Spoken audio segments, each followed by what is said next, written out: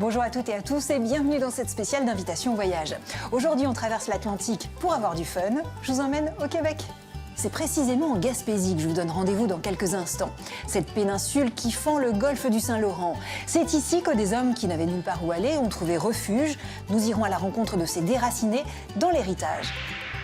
À Montréal, quoi de plus agréable que de flâner dans le Mont-Royal, le Central Park québécois. Pourtant, ce n'est pas pour la vue incroyable sur la ville que je vous y inviterai. Nous pousserons les portes de l'université de McGill afin de revivre une terrible histoire de manipulation, orchestrée peut-être par la CIA. Et tout de suite, place à l'Acadie. Cette région qui aurait bien pu partir à la Val-Drague, comme on dit là-bas. Courir à sa perte, si vous préférez. Mais ça, c'était sans compter sur le courage des femmes qui ont empêché cette ancienne colonie française de sombrer du côté anglais de la force. Parmi elles, il y a l'écrivaine Antonine Maillet, notre guide pour l'inspiration du week-end.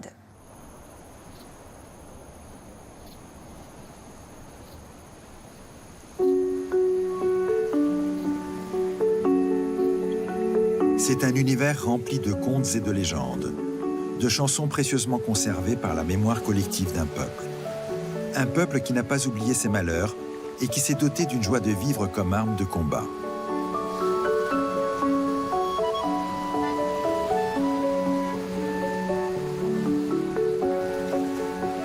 Cette terre, la côte acadienne au Nouveau-Brunswick, a donné autant qu'elle a reçu d'une enfant du pays, Antonine Maillet. Avec son œuvre Pélagie la Charrette, l'auteure canadienne amoureuse de la langue française revisite l'histoire de sa nation. Elle raconte la déportation de ses ancêtres et leur retour au pays, guidée par une figure féminine.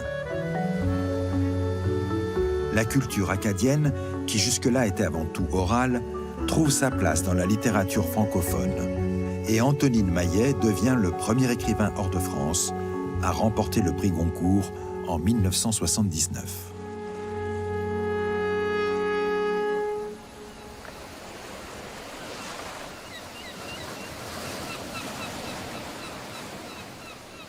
Depuis plus de 2000 ans, une dune de sable de plusieurs kilomètres s'étend dans la baie de Bouctouche. Sa forme ne cesse de se mouvoir au gré des époques et des tempêtes.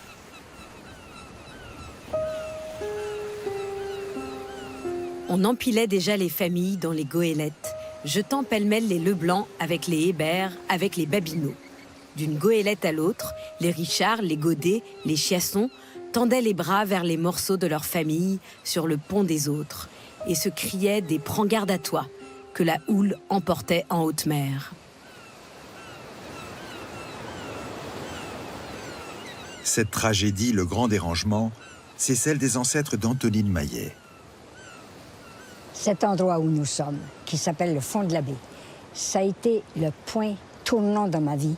J'ai été plantée en Acadie, moi, à ma naissance. La dune d'Antonine, c'est le pays de l'enfance, celui des coffres au trésor et des histoires fantastiques contées par une communauté soudée. Soudée par une histoire tragique.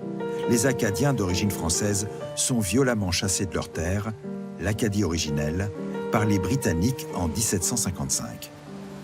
Des familles séparées, dépossédées de tout, qui reconstruisent des années plus tard, ici sur la côte du Nouveau-Brunswick, une nouvelle communauté acadienne.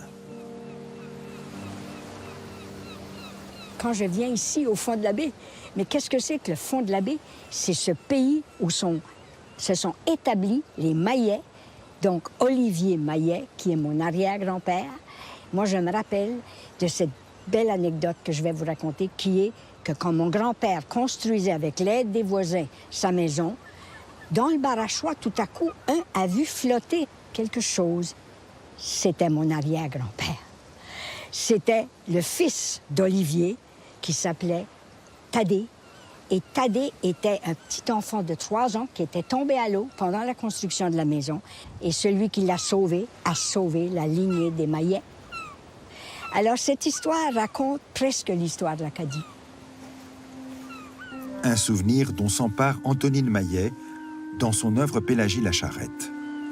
Après des années d'exil et de misère, Pélagie la paysanne s'achète une charrette et des bœufs pour y entasser les siens et faire le long voyage de retour jusqu'en Acadie.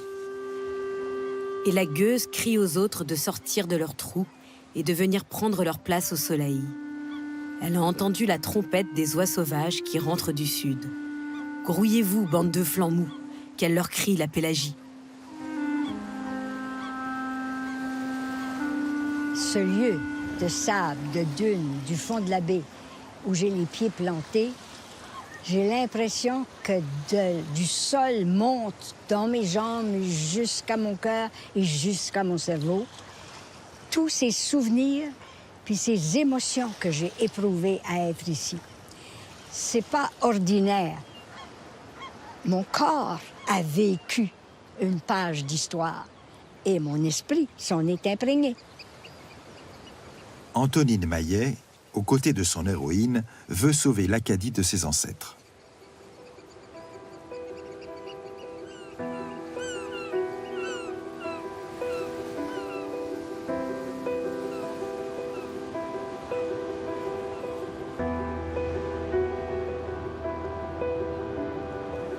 À proximité de la dune, dans la ville de Bouctouche, dont le nom signifie Grand Petit Havre, le couvent de l'Immaculée Conception.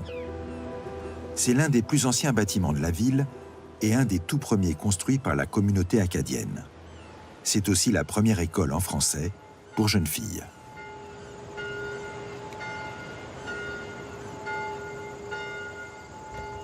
Ah, bonjour Antonine. Comment ça va? Soyez la bienvenue à l'ancien couvent de Bouctouche. Ah, ben ça me fait vraiment plaisir. Surtout qu'il continue à occuper, à prolonger l'histoire. C'est ça que j'aime. Ah, ça, je reconnais. Ah, ben voilà, vous avez vu. Oui, oui, C'est oui. une photo de Bouctouche lorsque vous aviez une dizaine d'années. Pardon. Non? C'est de quelle année? Dans les années 1930. Alors, j'avais pas 10 ans dans les Non, années pas 30. encore. Je venais juste d'arriver, là. Alors, je vous ai vieilli. Oui, vous m'avez vieilli jusqu'à... Vous me donniez 100 ans, là. Ah oui, Dans les années 40, le couvent francophone et catholique rayonne dans un pays anglophone et protestant. Et la nouvelle communauté acadienne s'est organisée d'une façon assez extraordinaire pour l'époque. On peut dire qu'elles étaient des féministes avant l'heure.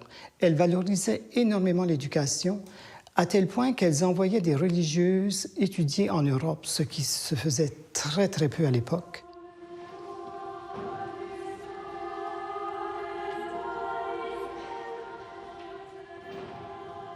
Que de souvenirs. Mon Dieu. Antonine Maillet découvre ici ses premières pièces de théâtre en français. Elle est marquée à jamais par la clairvoyance et la détermination des religieuses. La parole de Mère Jeanne de Valois a été tellement importante pour nous, en tout cas pour moi. Elle a dit, nous sommes en 50. Dans 50 ans, en l'an 2000, c'est pas sûr que l'Acadie existera encore. Mais si elle est encore vivante en 2000, eh bien, à ce moment-là, son avenir est assuré. Puis elle a dit, ça va dépendre de vous, c'est-à-dire des femmes et des femmes en éducation. Si l'Acadie n'avait pas péri corps et biens dans le grand dérangement, c'était grâce aux femmes. Et elle cracha par terre, Célina, pour montrer aux hommes ce que sa race savait faire. Des femmes qui, à l'image d'Antonine Maillet, enfantent une nouvelle Acadie.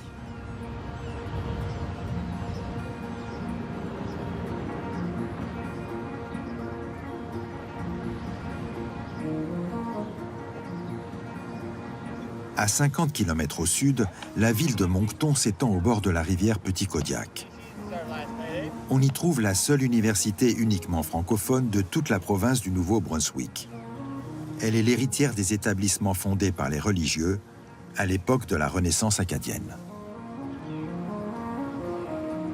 L'Acadie a su conserver vivant, pendant plus de 3 siècles, 500 mots, une centaine de proverbes, une centaine d'images, une cinquantaine de jeux, plus combien de chansons, de croyances, de légendes et de contes. Dans le centre d'études acadiennes, Antonine Maillet a participé à l'enregistrement de vieux conteurs et chansonneurs acadiens, porteurs d'une histoire transmise jusque-là exclusivement par voie orale. Si on n'avait pas eu nos archives, si on n'avait pas eu nos conteurs et nos rapporteurs de légendes, quelle histoire aurions-nous? Pas grand-chose, j'imagine. Non. Et les conteurs, les gens qui content des légendes, ceux qui ont construit les mythes, eux ont rapporté ce qu'on dit aujourd'hui qui n'était pas vrai, qui était vrai, mais qu'on ne voyait pas, qu'on n'entendait pas. Des croyances superstitieuses comme celle de la charrette de la mort, qui, dans le récit d'Antonine Maillet, illustre la menace permanente qui plane sur les Acadiens. Arrêtez, arrêtez ce bruit, ces roues de charrette qui grincent. Arrêtez-les. J'entends les essieux, le fouet. Arrêtez-les.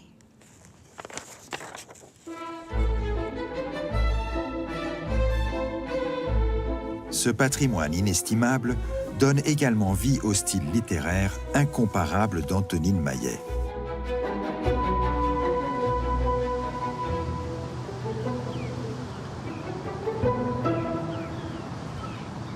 De retour à Bouctouche, au cœur de la baie, des cabanes acadiennes colorées, montées sur pilotis. Sur l'île aux Puces, c'est le pays de la sagouine.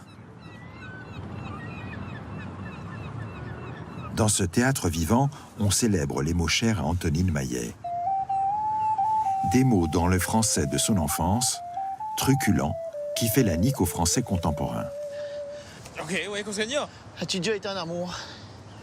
Oui, pourquoi? Je peux pas arrêter de penser à Maggie. Je me cache à tous les soirs pour pas qu'elle me wave. Puis je fais pas un bruit là, pour pas réveiller les remous qui se tenaient au fond de l'eau, ni les nuages qui pourraient venir noircir le firmament.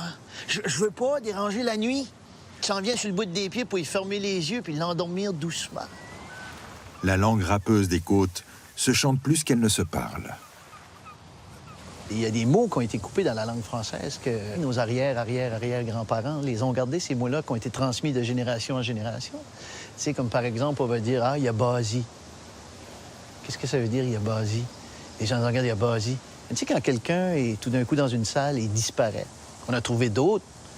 Au niveau de la langue, on va dire « Ah, il est filé à l'anglaise hein. ». Mais non, vraiment, il y a Basie. Ça veut dire qu'il était là, puis il n'est plus là. Il n'a pas disparu, il est juste parti, on ne l'a pas vu partir, mais il y a Basie.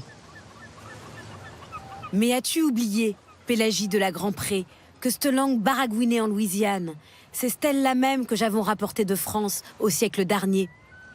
Des mots justes qui ont permis à Antonine Maillet de raconter avec éclat le sauvetage d'une Acadie laissée à la Val-Drague, en déclin. Son peuple. Pour la première fois, Pélagie s'aperçut que sa famille sortie de Géorgie dans une charrette, rendue en Acadie, était devenue un peuple.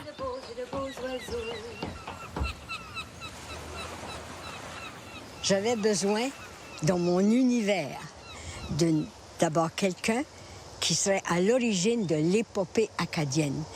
Une épopée, ça se définit par une histoire qui raconte la naissance d'un peuple. C'est pour ça que Pélagie, c'est une épopée, parce qu'elle a fait naître le peuple acadien. Pélagie, je vais te dire merci, parce que sans toi, moi, je n'existerais pas. Merci. Main dans la main, Pélagie et Antonine ont révélé l'Acadie au monde. Et toi, Pélagie, tu ne changeras pas, hein? Reste là jusqu'à la fin et inspire l'Acadie à continuer la lutte que tu as commencée. On est bien à l'intention. D'accord.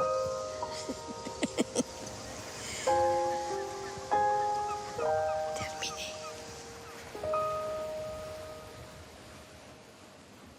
Pour continuer à se faire entendre, les Acadiens peuvent écrire des livres, comme Antonine Maillet, et ils savent aussi faire du bruit, beaucoup de bruit. Le grand tintamarre, c'est le clin d'œil de Thomas Chauvineau.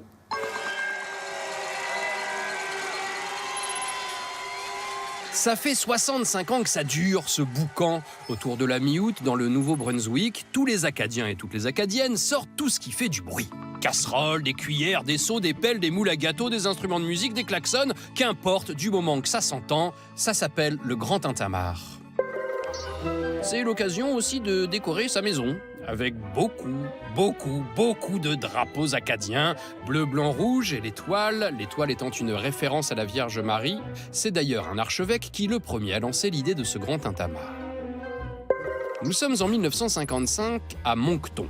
L'archevêque Norbert Robichaud invite ses ouailles à venir commémorer ce qu'il s'est passé 2 siècles plus tôt, la déportation massive des francophones de la région par les Britanniques qui prennent possession des colonies françaises. Appelé le Grand Dérangement. Faites du bruit, dit l'archevêque, pour montrer que les Acadiens, 200 ans après, ont repris leurs terres. Le deuxième tintamarre est organisé en 1979. Le plus important a lieu dans la ville de Caraquet. Même consigne, on sort casserole, cuillère, seau, pelle, moule à gâteau, instruments de musique et klaxon. Depuis, c'est devenu une tradition et chaque année, le 15 août, le jour de la fête nationale de l'Acadie, est aussi synonyme de concert exubérant, voire de tympan souffrant le lendemain. Dans ce pays où domine la langue anglaise, c'est aussi un symbole politique fort. Le Premier ministre Justin Trudeau le sait, qui s'est rendu à Caraquet en 2016 pour faire du bruit, lui aussi. Bouctouche, dans le pays de la Sagouine, Moncton, mais aussi Halifax, jusqu'à Baie-Sainte-Marie en Nouvelle-Écosse. Ce grand tintamarre s'étend au-delà des frontières. On le célèbre même en Louisiane, où de nombreux Acadiens ont trouvé refuge, mais aussi sur les côtes normandes. En France, les Acadiens du monde entier se font entendre parce que c'est bien connu. Ça va toujours mieux en le criant. Après notre rencontre avec Antonine Maillet, on reste en Gaspésie et on va cette fois dans un endroit au nom trompeur, la baie des Chaleurs. 17 degrés en moyenne l'été là-bas, on a connu plus chaud. La chaleur qui n'est donc peut-être pas une question de météo dans ce coin du Québec. Regardez, c'est l'héritage.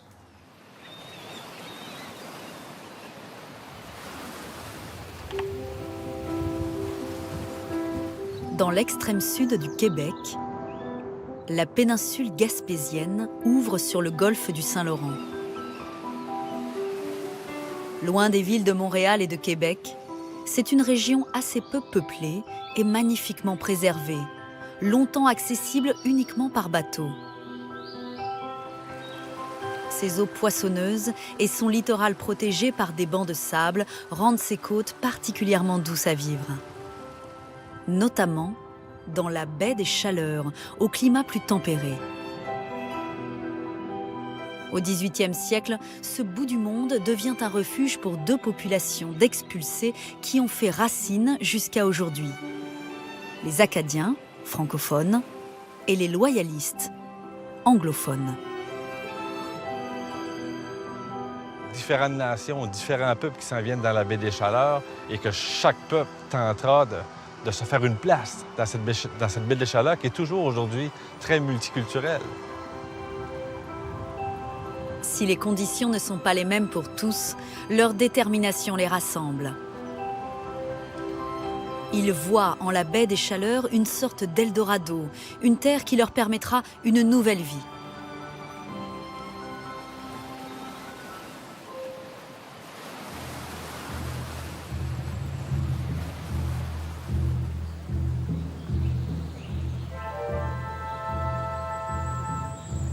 À l'origine, cette terre est celle de la nation Mi'kmaq, un peuple autochtone qui conquiert une grande partie du sud-est du Québec il y a 4000 ans. Quelques milliers de descendants vivent aujourd'hui dans des réserves disséminées sur la péninsule.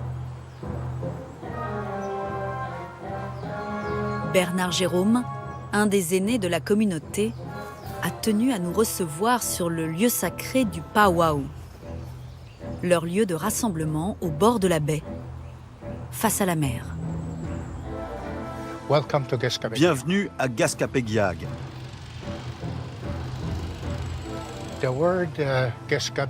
Le mot Gaskapégiag veut dire l'eau saumâtre, quand l'eau douce devient eau salée pour former la baie des Chaleurs.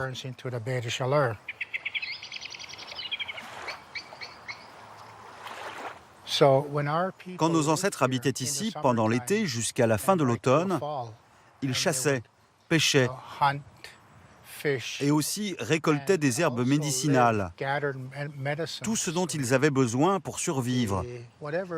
C'était leur mode de vie.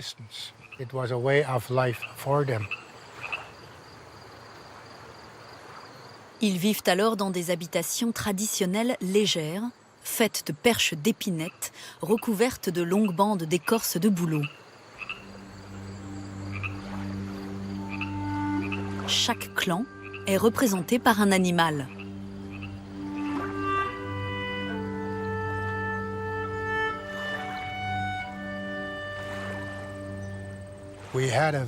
On a un visiteur ici, qui est le Gitbu.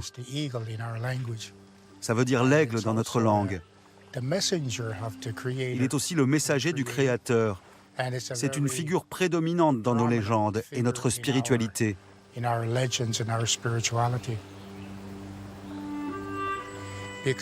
Il vole plus haut que n'importe quel autre oiseau et voit aussi plus loin.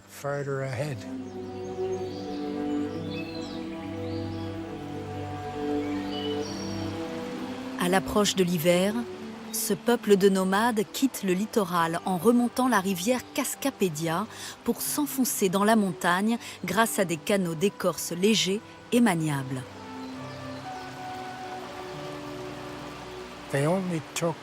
Ils prenaient seulement ce qui était nécessaire pour survivre. Et en faisant ça, ils s'assuraient que les générations futures conservent le même mode de vie. Il y a une interconnexion entre le fleuve et nous. C'était notre ligne de vie, et ça l'est toujours. On doit prendre soin de Mère Nature. Elle nous donne toujours quelque chose parce qu'on laisse des choses derrière.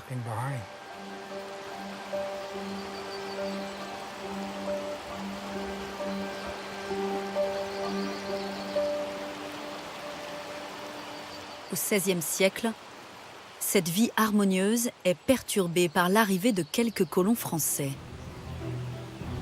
Mais c'est surtout à partir du XVIIIe siècle que vient s'y réfugier un peuple d'exilés, les Acadiens.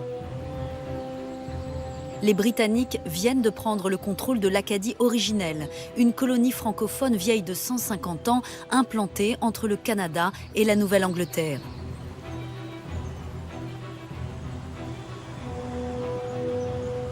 Une poignée de ces familles fondent la ville de Bonaventure en 1760.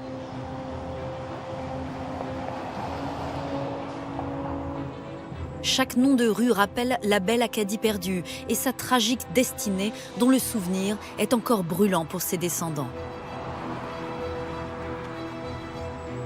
Ce sont des gens qui, pendant plusieurs années, n'ont pas de chez soi. C'est des gens qui sont démunis, c'est des gens qui sont chassés de leur terre, expropriés et déportés carrément. Ils n'ont plus de racines. Ils quittent l'ancienne Acadie avec très peu d'effets personnels.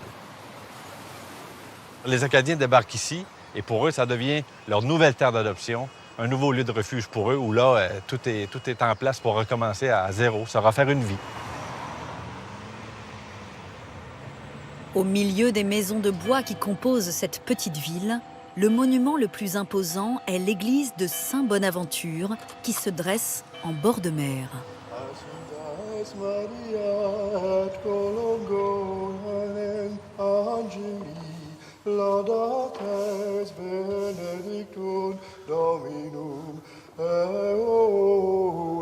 La religion pour les Acadiens au 18e, au 19e siècle, c'est incontournable. Les Acadiens sont des gens très pratiquants. La religion catholique leur sert un peu de rempart, de garde-fou. Ça leur colle à la peau.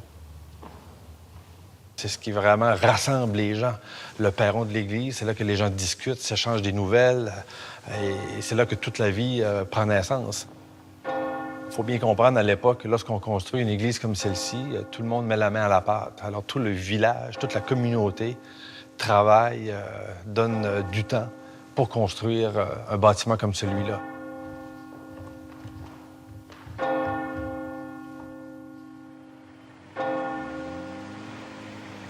Si aujourd'hui les 3/4 des habitants de la Gaspésie sont des descendants d'Acadiens, leur enracinement fut un combat. La Gaspésie passe à son tour sous contrôle britannique, peu de temps après l'arrivée des premiers déportés acadiens. Cette communauté, francophone et catholique, est tolérée, mais jamais vraiment acceptée. Elle met des années à obtenir auprès des Britanniques les droits pour les terres qu'elle occupe. Ces anciens agriculteurs vont devoir se convertir à la pêche. Ils deviennent une main-d'œuvre de choix pour les grandes compagnies qui dominent le secteur. Une histoire qui a soudé cette population à l'identité vivace. Ah, tiens donc. Ah, Gabriel, Philippe. Allô, comment ça va? Ça va bien? T'as plus de barbe? Ouais, non, j'ai plus de barbe. Salut, Philippe. Hey, ça va bien? Salut. Ah, salut. Sur le quai de Bonaventure, à 2 pas de l'église, le drapeau acadien flotte en haut d'une ancienne pêcherie, transformée en café, où il fait bon se retrouver. Ces gens-là, avant d'être déportés, avant d'être chassés de leur terre, vivaient tissés serrés, quoi. Des grandes familles, tout le monde se connaissait, tout le monde était parents. Ici, c'est un peu la même chose dans la baie des Chaleurs, tout le monde se connaît. Hein, il y a une proximité. Alors, il y a vraiment une belle appartenance à ce qu'a été la culture acadienne. Et d'une certaine façon, même si on est au Québec, même si on est en Gaspésie, nos racines acadiennes, notre fierté d'être acadien, notre appartenance à la grande famille acadienne, bien, ça ne meurt jamais, c'est toujours là, quoi.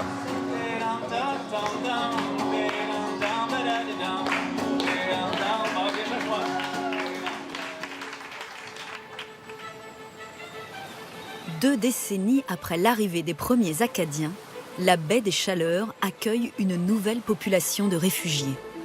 Il s'agit cette fois d'Américains loyalistes, chassés des États-Unis pour avoir pris le parti de la puissance colonisatrice anglaise face aux jeunes troupes américaines lors de la guerre d'indépendance.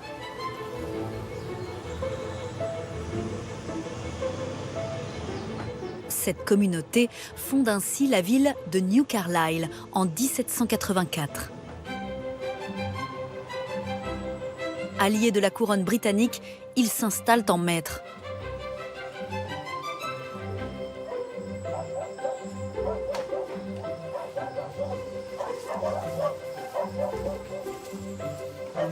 Sandy Bibi est une descendante directe des premiers arrivés.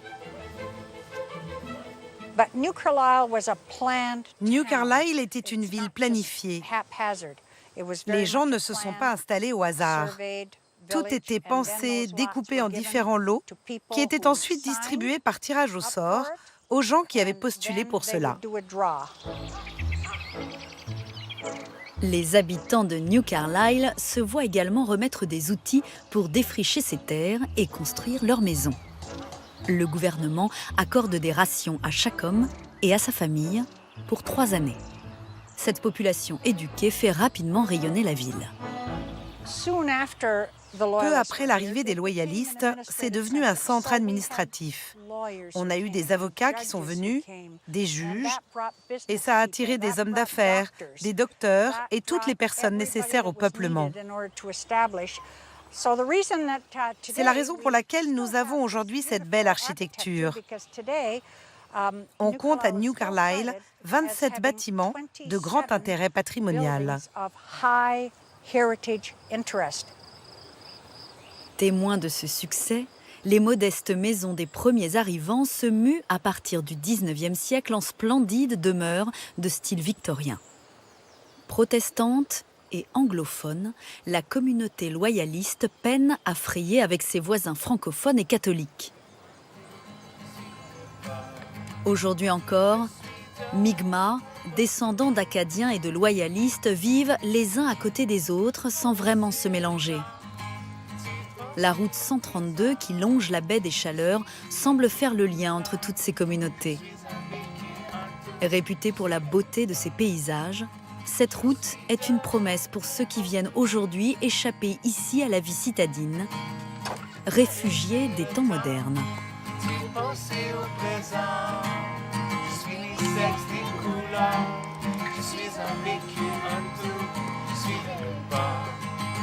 Je n'étais jamais venu en Gaspésie de ma vie, donc je suis arrivé ici avec ma voiture chargée pour un contrat d'1 an. Et maintenant, ça fait 17 ans que j'habite ici. Donc quand j'étais parti d'ici, je pensais jamais que j'allais faire ma vie, que j'allais avoir des enfants ici. On est chanceux parce que la Gaspésie, c'est la mer, c'est les montagnes, c'est les rivières. Moi, je me sens très privilégié d'habiter ici.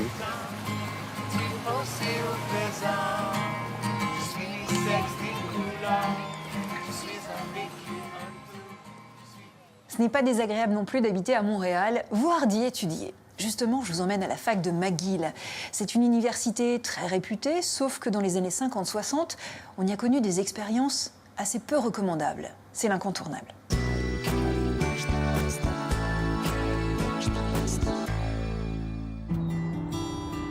Montréal lui doit son nom. Cette colline boisée, haute de 234 mètres, offre le meilleur panorama sur la ville et le fleuve Saint-Laurent. Le Mont-Royal représente pour les locaux comme pour les visiteurs l'escale nature de la semaine.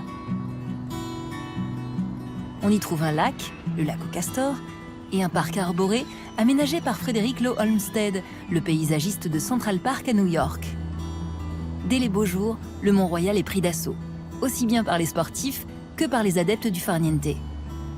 Beaucoup sont des étudiants de l'université McGill, l'une des plus anciennes facultés canadiennes, dont le campus d'inspiration anglaise borde cette colline, symbole de Montréal.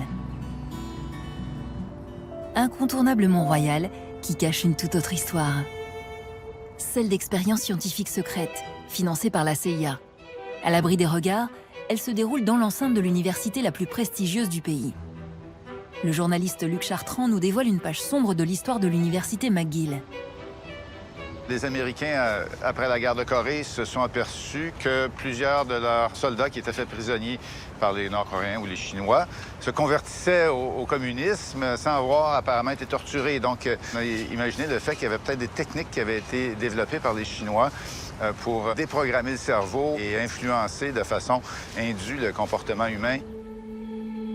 En 1953, Allen Dulles, le patron des services secrets américains, décide de contre-attaquer. La CIA lance le programme MK Ultra, qui vise à sélectionner et financer en toute discrétion des instituts de recherche à travers le monde. Elle veut percer les mystères de la manipulation mentale. La CIA avait créé un fonds de recherche dédié à ces programmes-là qui s'appelle Human Ecology Fund, le fonds de recherche sur l'écologie humaine. Et c'est à travers cette fondation, si on veut, que plusieurs chercheurs à travers le monde étaient financés. Et donc, de toute apparence, il n'y avait pas d'indication que les services de secret américains étaient derrière ça. Parmi les bénéficiaires, l'Institut Allen Memorial. C'est l'unité psychiatrique de l'université McGill. Il est situé sur les coteaux du Mont-Royal, là où le professeur Ewen Cameron s'intéresse de près à la question de la privation sensorielle et son impact sur le cerveau humain. Cameron a une théorie du cerveau qui est extrêmement simpliste. C'est-à-dire que pour lui, on pourrait effacer ce qui s'est passé auparavant dans le cerveau à l'aide d'électrochocs et de toutes sortes de techniques, et puis reconstruire la personnalité. Dans l'esprit de Cameron, le cerveau malade aurait été comme, vous savez, ces anciens grands fichiers de centrales téléphoniques où on branche les prises et certaines connexions ne seraient pas dans les bons trous, si on veut caricaturer, et il faudrait rebrancher tout ça correctement. Grâce au fonds alloué par la CIA, le psychiatre va pouvoir intensifier ses expériences. Dans ce bâtiment, il soumet pendant plusieurs mois ses cobayes humains à des cures de sommeil, entrecoupées de séances d'électrochocs d'une puissance 30 à 40 fois supérieure à la normale. Il pratique aussi des injections de LSD, une toute nouvelle molécule, dont on expérimente les effets. Une fois que le patient est au terme de cette période de déprogrammation, il est dans un état presque infantilisé. C'est un bébé. Ils sont complètement désorientés, ils ont pratiquement tout oublié. Et à partir de cet état, Cameron va se servir donc beaucoup de la suggestion par message enregistré. Des haut-parleurs sont placés sous les oreillers et on endoctrine, si on veut, le patient avec de nouvelles idées. Plus de 80 malades, directement sélectionnés au sein de l'Institut, subissent le traitement de choc du scientifique. Parmi eux, il y a Velma Orlikoff, venue soigner une dépression postpartum, ou Jean Steele, diagnostiquée maniaco-dépressive. Ni elle, ni aucun des participants ou leurs proches n'ont la moindre idée du protocole expérimental auquel ils sont associés. On est dans une époque où on ne questionne pas beaucoup l'autorité médicale. Donc, le docteur Cameron est vu par ses patients comme le bon Dieu. Donc, il a une autorité. Donc, ils ne sont pas du tout conscients d'être des cobayes d'expérience. Et il n'y a pas de protocole à l'époque qui sont mis en place pour le consentement éclairé des patients. Donc, tout ça se passe à la bonne franquette. aucune information ne filtre hors des murs de l'établissement, les patients n'étant pas en état de raconter les traitements qu'ils subissent. En 1964, le docteur Cameron quitte l'université McGill pour partir exercer aux États-Unis. C'est à ce moment-là seulement que la faculté de médecine se penche sur ces méthodes peu orthodoxes. Son successeur immédiat, le Dr. Cleghorn, qui lui-même avait une vision plutôt négative de ce que faisait Cameron, va immédiatement suspendre ses traitements et les annuler. Il va faire exécuter un travail de revue, au fond, des progrès accomplis. Et il va constater donc ces dommages, l'amnésie persistante, et va décider de stopper tout ça. Mais c'est seulement 13 ans plus tard, en 1977, qu'est révélée toute l'ampleur du programme. Suite à l'affaire du Watergate, la CIA est forcée de rendre public plus de 20 000 pages d'archives du projet MKUltra, dont les expérimentations menées sur le Mont-Royal. Quand le scandale éclate, plusieurs anciens patients du psychiatre décident de porter plainte contre les services secrets américains et le gouvernement canadien. Le docteur Cameron, lui, ne sera jamais inquiété, emporté par une crise cardiaque en 1967. La question restera toujours irrésolue, à savoir, est-ce que Cameron savait que derrière le Human Ecology Fund, qui lui versait de l'argent, se cachait la CIA? Ça, on n'aura pas cette réponse, à moins d'une surprise et d'un document qui nous fasse un jour une révélation inattendue. Des années 90 à aujourd'hui, le gouvernement canadien indemnisera plus de 80 familles. L'Institut Allan Memorial continue, lui, d'abriter depuis le Mont-Royal le département psychiatrique de l'université McGill. Et voilà, c'est la fin de notre échappée dans la belle province. Je vous retrouve lundi avec un immense plaisir et comme on dit au Québec, à la revoyure.